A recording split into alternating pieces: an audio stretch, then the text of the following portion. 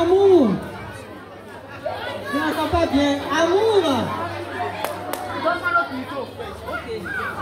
En tout cas, j'aimerais ici rendre grâce à Dieu pour les bienfaits de maman dans notre vie. Je pense que chacun de nous ici présent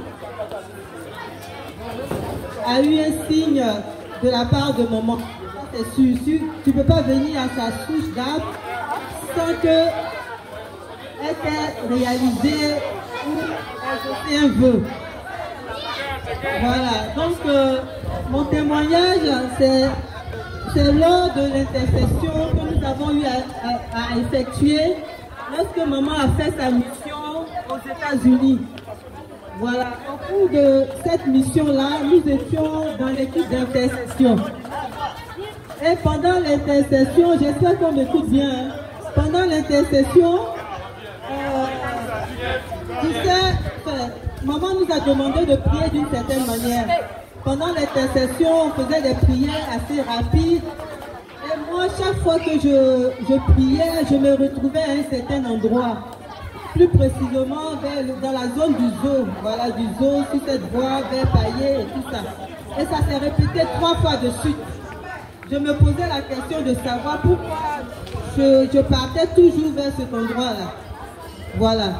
Et le 21 décembre, lorsque j'étais en train de faire mes courses de Noël, j'ai reçu un coup de fil.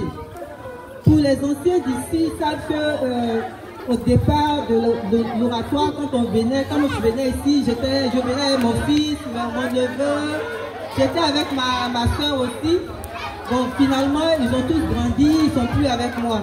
Donc j'étais là quand j'ai reçu le coup de fil. Mon neveu venait de faire un accident de moto. Un accident de moto, je pose la question à l'interlocuteur. La personne me dit que, je demande si c'est grave, la personne me dit mais c'est grave puisqu'il est dans une ambulance. On est en train de l'amener au CHU de Angré, qui sont allés au CHU et que finalement il n'y a pas de place, ils sont en train de l'amener au CHU de Cocody. Donc j'étais tellement désemparée et puis wow.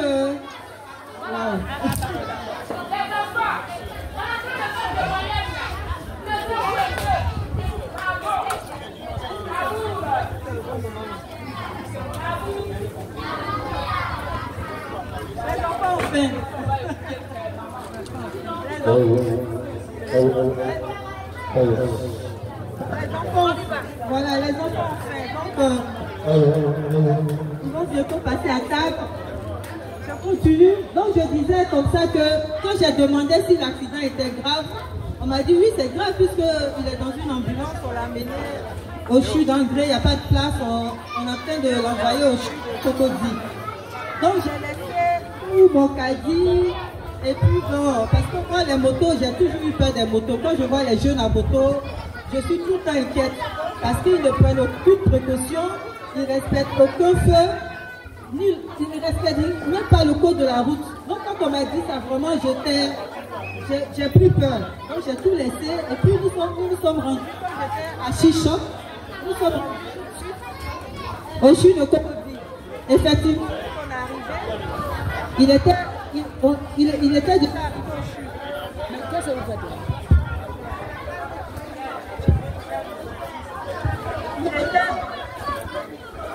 Il était déjà arrivé au CHU de Cocody. Il était conscient quand je suis rentrée dans la salle. En plus, il n'était pas seul, il était avec une jeune fille qui était derrière la moto également. Elle aussi, elle était blessée. Donc, quand je suis arrivée, on lui a demandé est-ce que tu connais la dame. Elle a dit oui, c'est ma tante. Bon, tant qu'on n'a pas encore fait de scanner ni de radio, on ne peut pas savoir si l'accident était grave ou pas. Donc, du coup, ils sont allés faire le scanner et ce qui m'a frappé, quand on lui a demandé où est-ce qu'il a eu l'accident, il a dit que c'était à Paillé. C'est là où maman m'amenait tout le temps, c'est là-bas qu'il a eu l'accident. Finalement, quand on a fait la radio, on a vu qu'il n'avait pas grand-chose, il n'avait rien même. Il n'avait que on lui a fait des points de suture. En tout cas, il n'avait pas plus grand, enfin, c'était pas grave. Finalement, on nous a même laissé le même jour. qu'est-ce qu'il faut retenir de tout ça?